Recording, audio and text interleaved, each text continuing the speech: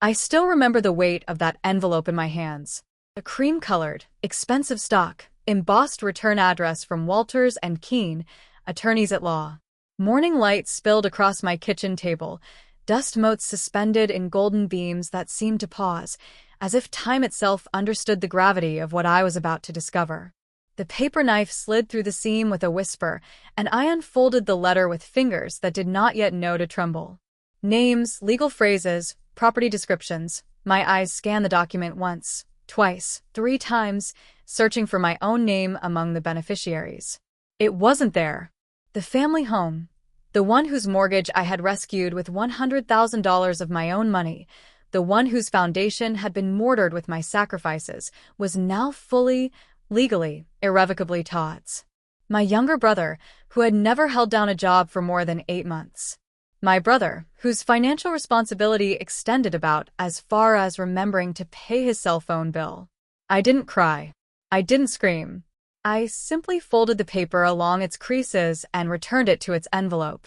Then I drove home through streets that seemed suddenly unfamiliar, as if I had awakened in a parallel universe where everything looked the same but felt irrevocably altered. That evening, I poured myself a glass of Merlot, the bottle I'd been saving for some unspecified celebration. The wine caught the kitchen light and gleamed deep ruby, almost black at its heart. I never drank it. It sat on the counter as I moved through my apartment, mechanically preparing for bed, brushing my teeth, changing into the soft cotton pajamas I'd treated myself to last Christmas. The realization settled over me like fine ash. My loyalty had never been, would never be, enough. Not for them. This wasn't about the money. It never had been. This was about recognition. About seeing. About the quiet acknowledgement that sacrifice should mean something.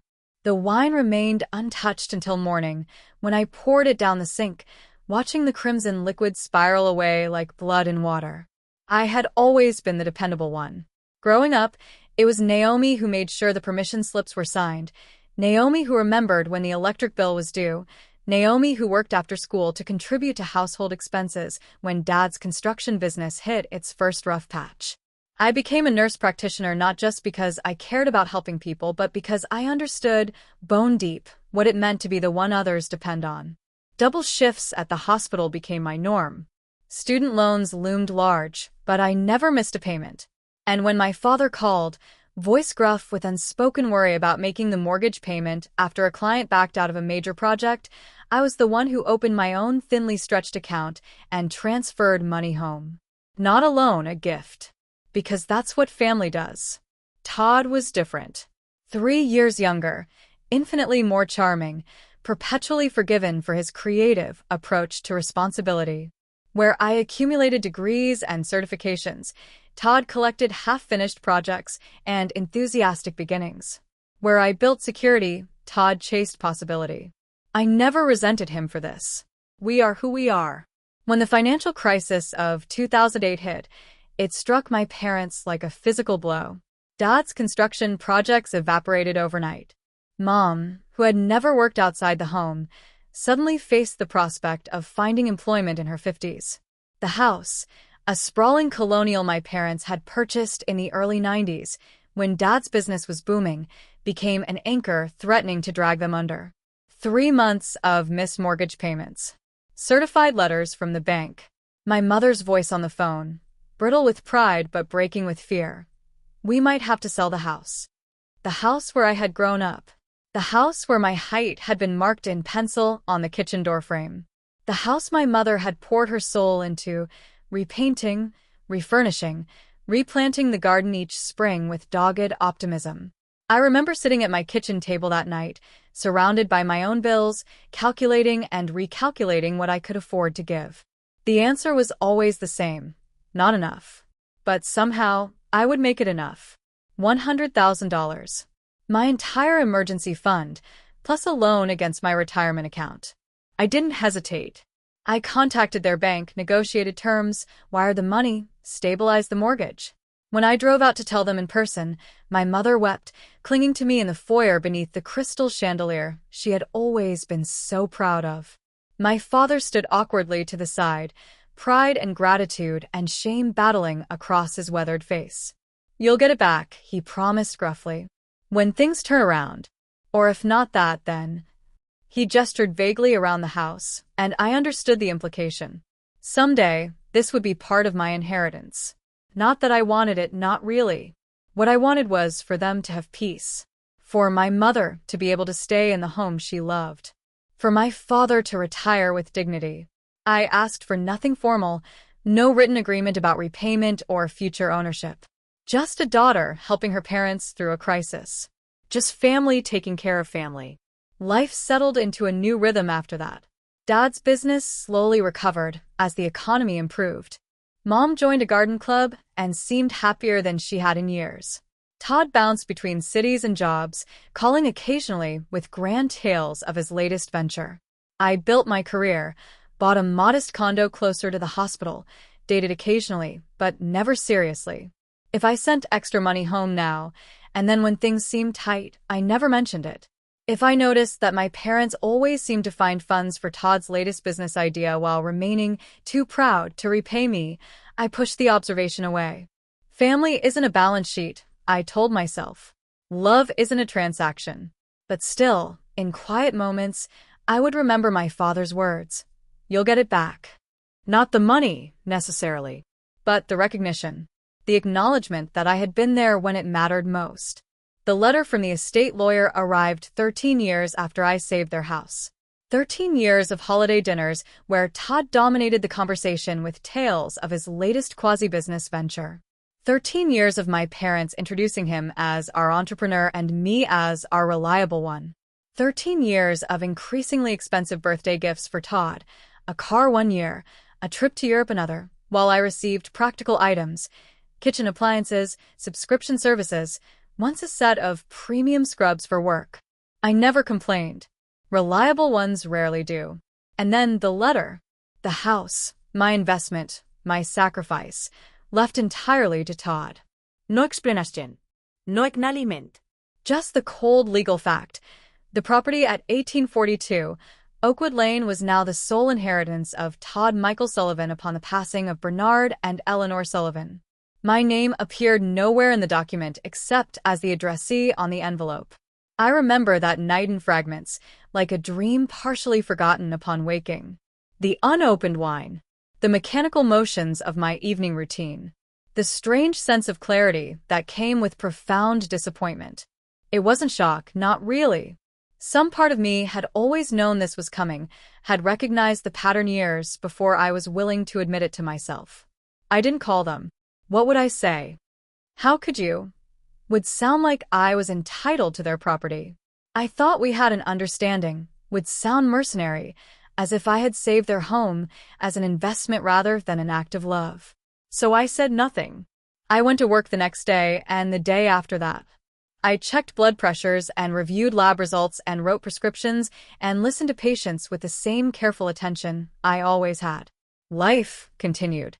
The betrayal was absorbed into my narrative, another quiet disappointment to be processed and filed away. A year passed. Then came the signs of collapse. First, a neighborhood friend who still lived near my parents mentioned seeing construction vehicles at the house. Todd had apparently decided to convert the basement into some kind of virtual reality studio for his newest business venture. Permits? Insurance? Professional contractors? These were details Todd had always considered optional. Then came reports of neglect. Gutters overflowing, lawn unmowed, the once immaculate garden beds my mother had tended now choked with weeds. I heard rumors that noise complaints had been filed by neighbors, that Todd had taken to hosting parties that lasted until dawn. And finally, the call that I knew would eventually come, not from my family but from Richard Tennant, the homeowner association president, politely inquiring if I was still the point of contact for the Sullivan property, as multiple violation notices had gone unanswered. I explained, voice carefully neutral, that the property was now my brother's responsibility. There was a pause, then Richard's carefully measured response. I see. That's unfortunate. Your parents seem unable to control the situation, and your brother is, well... He didn't finish the sentence. He didn't need to. I thanked him for calling and hung up, staring at the phone in my hand for a long moment afterward. That evening, I called my father. His voice was gruff, defensive. Todd's going through a phase, he insisted. This virtual reality thing could be big. You don't understand the technology like he does. When I mentioned the HOA violations, he dismissed them. Bunch of busybodies with nothing better to do. It's his turn to lead, Naomi. You've done enough. His turn to lead. As if home ownership was a relay race, and I had merely been holding the baton until Todd was ready to take it. As if my contribution had been temporary stewardship, rather than salvation. As if I had done enough by preventing foreclosure, and now should politely step aside. That conversation was the moment the scales finally fell from my eyes. It wasn't that my parents favored Todd, though they did. It wasn't that they took me for granted, though they had. It was that no one in my family had ever truly taken responsibility. They had simply depended on me until it was convenient not to. My father hadn't built a successful business through hard work and prudent decisions. He had ridden waves of economic prosperity and been bailed out when the tide turned. My mother hadn't maintained her beloved home through dedication. She had relied on my father's income and then my financial rescue. And Todd hadn't failed at adulting. He had simply never been required to succeed. The realization didn't bring anger. Just a profound, bone-deep exhaustion, and beneath that, a flicker of something unfamiliar, the possibility of freedom. What if I simply stopped? Stopped being the safety net, the backup plan, the reliable one who would always be there to catch everyone when they fell? What would happen then? Spring turned to summer. Summer burned into fall. The maple trees along my street flamed red and gold, then surrendered their leaves to November winds. I worked, socialized with friends, took a weekend art class, lived my life. I did not drive past my parents' house. I did not call to check in. When my mother left a voicemail, I know you and your father aren't speaking, but we could really use your advice about some house issues. I listened, then deleted without returning the call. When Todd texted, need a bridge loan, just for a few weeks, big investor coming through soon, I read, then deleted without responding. This wasn't revenge. This wasn't punishment. This was self-preservation. For the first time in my adult life, I was allowing consequences to unfold without intervening. I was permitting reality to assert itself without softening its edges for those I loved. Reports still reached me, of course. The neighborhood grapevine was efficient. The virtual reality startup had collapsed before launching. Todd had borrowed against the house to fund it. How he had secured a loan with his credit history remained a mystery, though I suspected my father had co-signed. Bills went unpaid. The immaculate lawn became a patchy waste. My father, now 72, insisted to neighbors that kids today just don't understand ownership when they complained about the property's condition. My mother stopped attending her garden club meetings, too embarrassed by the state of her own neglected flower beds. Through it all, I maintained my distance. Not with satisfaction, but with the quiet certainty of someone who has finally recognized the difference between helping and enabling. The house, the physical structure itself, was falling apart. But the true collapse was happening within its walls. The deterioration of the fiction that my family had successfully built anything sustainable. Winter settled over the city, snow blanketing the streets and muffling sound. I volunteered for extra shifts during the holidays, telling myself it was for the overtime pay, knowing it was to avoid the empty space where family gatherings should be. Then, in January, Todd appeared at my clinic. I was between patients when the receptionist called back. "Your brother is here? He says it's urgent." I found him in the waiting room, thinner than I remembered, dark circles beneath his eyes. For a moment, looking at him hunched in the molded plastic chair, I saw not the 40-year-old man who had squandered every opportunity, but the little brother who had once followed me everywhere, who had looked at me with total trust when I bandaged his scraped knees or helped with his homework. The moment passed. "Can we talk?" he asked. "Somewhere private?" I led him to an empty consultation room, closed the door, and waited. The house was under threat of repossession again. The virtual reality startup had failed spectacularly, leaving Todd with debts he couldn't begin to repay. Dad's credit was ruined from co-signing Todd's loans. The HOA had filed liens for unpaid dues and violation fines.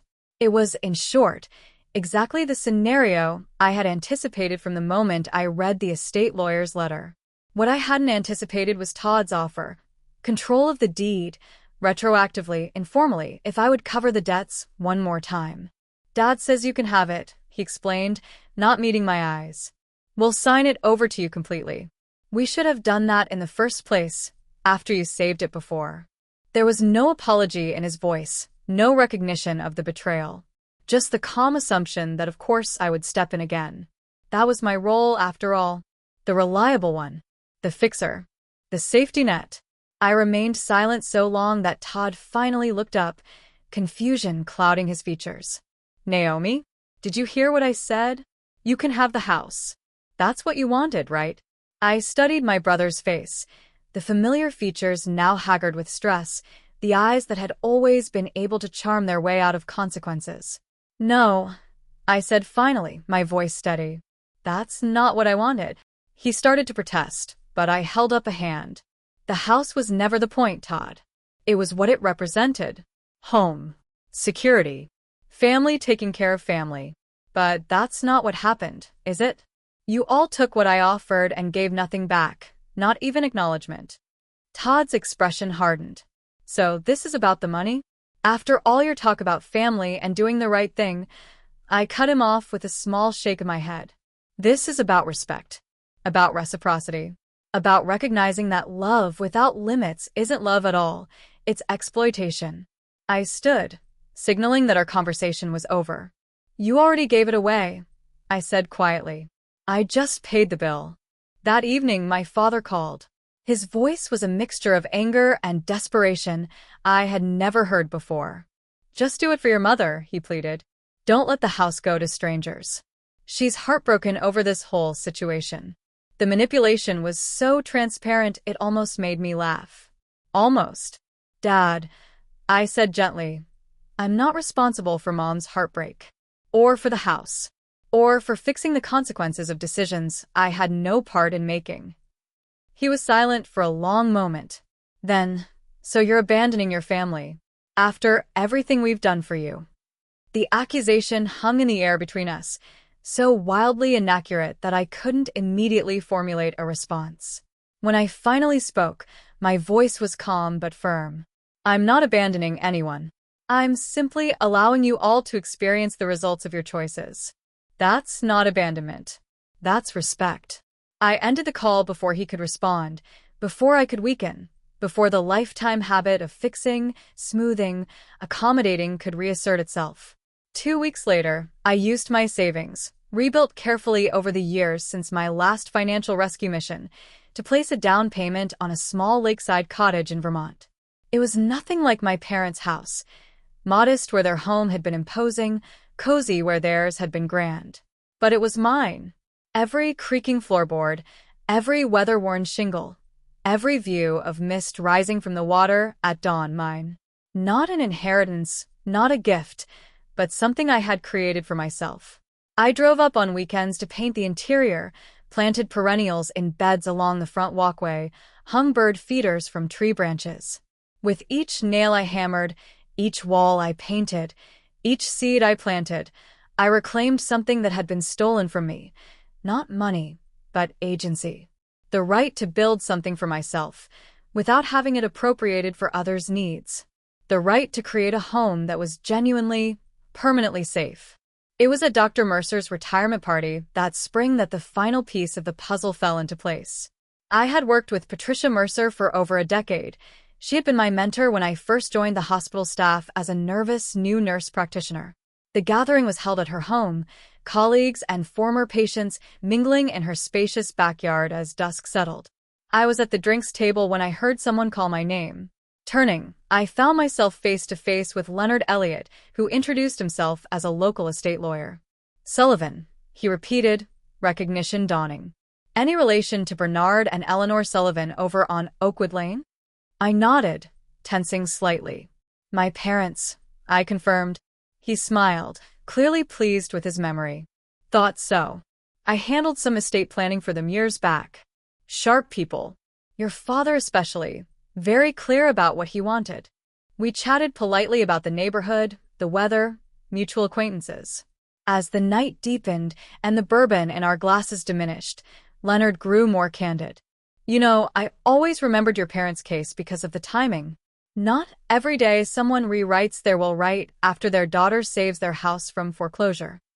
I felt my body go very still, the sounds of the party receding as I focused entirely on Leonard's words. He said it was time to reward loyalty. Leonard continued, oblivious to my reaction, but I remember thinking it sounded more like control. Giving everything to the son, nothing to the daughter who'd just bailed them out, seemed backwards to me, but it wasn't my place to judge. He chuckled, draining his glass. Forgive an old man's rambling. Client confidentiality and all that, I shouldn't even be mentioning it. But it was years ago, and I'm semi-retired now myself. The pieces aligned with devastating clarity. My father had rewritten the will not before I saved the house, not years afterward, but immediately after, when the memory of my sacrifice was fresh, when my name was still on the wire transfer receipt. It had been deliberate, a calculated decision to take what I offered while ensuring I remained dependent on his goodwill. My brother wasn't the heir by accident or oversight. He was the favored pawn in my father's game of control. I excused myself from the conversation, found a quiet corner of the garden, and took deep breaths of the cool night air. There was no shock this time, no new wound. Just the final confirmation of what I had already come to understand. My father had never planned to honor my role. He had never intended reciprocity. He had seen my payment not as sacrifice but as obligation, the due a daughter owed her family regardless of how they treated her in return. As spring turned to summer, events unfolded with the inevitable gravity of a long-delayed reckoning. The house was foreclosed upon, then auctioned. My parents, now unable to maintain the property or their lifestyle, downsized to a modest two-bedroom rental in a retirement complex across town. Todd moved to Colorado to work for a college friend's tech startup. Life reorganized itself around the new reality, one in which Naomi Sullivan was no longer the family safety net. I visited my parents rarely, birthdays, major holidays, and when I did, I brought my own vehicle, purchased my own groceries for cooking shared meals, and left early. There were no dramatic confrontations, no teary reconciliations. Just the quiet acknowledgement that our relationship had fundamentally changed. They were my parents. I was their daughter. But I was no longer their solution. In my Vermont home, I built a different kind of family. Colleagues became friends. Friends became chosen kin. I hosted dinner parties where laughter echoed across the lake. I mentored younger nurses the way Patricia Mercer had once mentored me. I planted gardens that bloomed with wild, unrestrained beauty. In my home office, I hung a small framed document, the mortgage satisfaction letter from the bank, dated the day I transferred the $100,000 to save my parents' house. Not as a reminder of betrayal, but as a boundary marker. This far, no further. This much, no more. I did not need my parents to understand what had happened between us. I did not need their acknowledgement or their apology. The person who needed to understand, to truly, deeply comprehend the dynamics that had shaped our family was me. And I did understand now. Crystal clear, bone deep. Years passed. The lakefront cottage became a true home, weathering storms both literal and metaphorical. I adopted a cat, then another. Both strays, both initially wary of kindness, but gradually learning to trust. My career flourished. I was offered a position training new nurse practitioners, passing along not just medical knowledge, but the wisdom hard-earned through years of patient care. When I thought of my parents, which was less and less frequently, it was with a strange mixture of sadness and peace. They had been who they were capable of being. They had loved as they were able to love. The fact that it wasn't enough, that it wasn't what I deserved, was neither their fault nor mine. It simply was. My father called occasionally, our conversations cordial but brief. My mother sent birthday cards with department store gift certificates. Todd fell out of touch entirely after a brief email announcing his engagement to a woman he'd met in Denver. Life continued its forward motion, new patterns establishing themselves atop the ruins of old expectations. I sometimes wonder what would have happened if I had never seen that estate planning letter. If I had continued in blissful ignorance, believing that my sacrifice had been seen, acknowledged, reciprocated in the currency of familial respect, if not actual dollars. Would I still be sending money home when times got tight? Would I still be mediating family disputes, smoothing ruffled feathers, maintaining the fiction that we were a healthy, functional unit? Would I still be waiting for the acknowledgement that would never come? Or would I have gradually woken to the reality anyway, through 1,000 tiny paper cuts of dismissal and disregard? I'll never know. What I do know is this. The moment I stopped trying to earn my family's recognition was the moment I began to recognize myself. The moment I stopped trying to save them was the moment I began to save the person who most needed saving, me. Last summer, I received an invitation to my 25th high school reunion.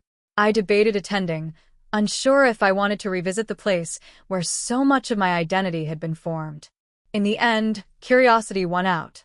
I booked a hotel room in my hometown, rented a car, bought a new dress in a shade of teal that brought out the green in my eyes. The reunion itself was predictable: name tags, awkward hugs, the startling contrast between memory and reality as former classmates revealed the ravages or rewards of time. What wasn't predictable was running into my 11th grade English teacher, Mrs. Callahan, now retired but still sharp as ever. "Naomi Sullivan," she said, embracing me warmly. "I always wondered what became of you. You were one of the special ones, always taking care of everyone else. I hoped you'd learn to take care of yourself too." Her words struck me with the force of prophecy fulfilled. "I did," I told her, smiling. "Eventually I did." Driving back to the hotel that night, I took a detour past my parents' former home. New owners had painted it a soft gray, replacing the white my mother had insisted on for decades. The lawn was neatly trimmed, the garden beds replanted with native species that required less maintenance than my mother's beloved roses. A basketball hoop stood in the driveway, a child's bicycle lay on its side near the garage. It was a home again, not a symbol or a battlefield. Just a house where a family lived and grew, and perhaps loved each other in healthier ways than we had managed. I felt no pang of loss, no regret for what might have been. In the soft glow of streetlights, I whispered a quiet goodbye to the shadows of myself that still lingered there. The dutiful daughter, the family savior, the woman who had believed love meant sacrifice without limit. Then I drove away, back toward the life I had built on my own terms, with my own hands, according to my own definition of home. The following morning, before leaving town, I visited my parents at their retirement complex. The visit was brief, pleasant in a surface way. My father complained about the neighbors. My mother showed me her container garden on the tiny balcony. We did not speak of the house, or the will, or the past. Some silences, once established, become permanent landscapes. As I prepared to leave, my father suddenly took my hand, an uncharacteristic gesture from a man who had always been sparing with physical affection. "You turned out all right," he said gruffly. "Better than all right." Strong. Like me. I looked into his eyes. This man who had never seen me clearly, who had mistaken my compassion for weakness and his own selfishness for strength, who still, even now, needed to claim credit for whatever I had become. I squeezed his hand gently, then released it. "Goodbye, Dad," I said. "Mom." I kissed her cheek, collected my purse, and walked to the door. I did not promise to visit again soon. I did not look back. Some journeys, once completed, need not be repeated. The drive back to Vermont took me through hills blazing with autumn color. I stopped at a roadside stand to buy apples and cider, chatting with the weathered farmer about the early frost and its effect on the harvest. "Still," he said philosophically, "trees know when to let go. It's us humans who have trouble with that part." I laughed, paid for my purchases, and continued homeward.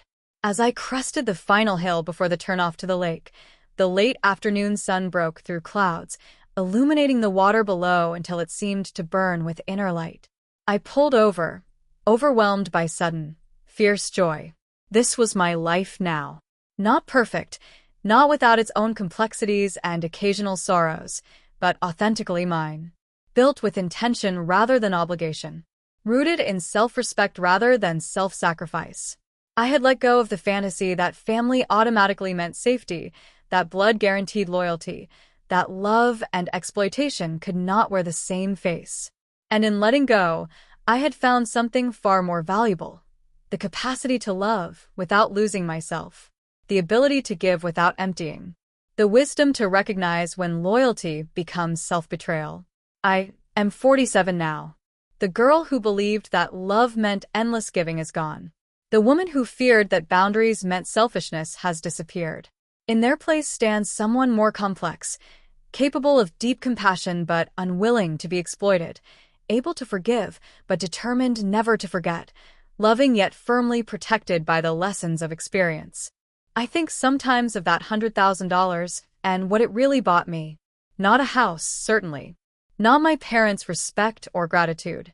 What it purchased, at tremendous cost, was freedom from illusion. The illusion that sacrifice equals love. The illusion that family obligations supersede self-preservation. The illusion that we can earn the recognition of those determined not to see us. Some might call this a cynical perspective. I call it clarity. And clarity, painful though its birth may be, is the foundation upon which a genuine life must be built. The lakeside cottage has weathered 3 winters now. The paint I applied that first summer has faded slightly, taking on the patina that speaks of home rather than house. The gardens have established themselves, perennials returning each spring with greater vigor than before. Inside, books line shelves built by my own hands, photographs of chosen family fill frames on the mantel, and 2 cats, one black, one orange, compete for the sunniest spots on windowsills. In the evening, I sit on the dock with a glass of wine, and drink it this time, watching the sun slip behind mountains. I am seen here, not by my parents, who never developed the capacity to truly see me, not by my brother, who was raised to see only himself, but by friends who know my story and love me for the strength it gave me, by colleagues who value my competence without exploiting it, by mentors who learn from my experiences without needing to repeat them, and most importantly, by myself. I see myself clearly now, the good and the bad, the strong and the vulnerable, the scars and the healing. All of it real, all of it earned, all of it mine. There is a quiet satisfaction in this kind of vindication. Not the vindication of proving others wrong, though perhaps there is a touch of that as well, but the deeper vindication of proving oneself right. Of finally honoring the voice that whispered, "This isn't right," for so many years while I silenced it with rationalizations about family duty and unconditional love. Some loves should have conditions. Some sacrifices are too costly. Some betrayals cannot and should not be forgiven. Not because forgiveness is impossible, but because the lack of remorse makes reconciliation meaningless. These are hard truths, uncomfortably at odds with greeting card sentiments about family and love. But they are truths nonetheless, carved into my history with the sharp edge of experience. I carry them not as burdens, but as compass points, guiding me toward authenticity in all my relationships. Autumn has returned to Vermont, painting the hillsides in flames of red and gold. Soon the lake will grow still and dark as ice forms along its edges, creeping toward the center until the surface is a smooth plain of white. The seasons turn, reliable in their progression, indifferent to human drama.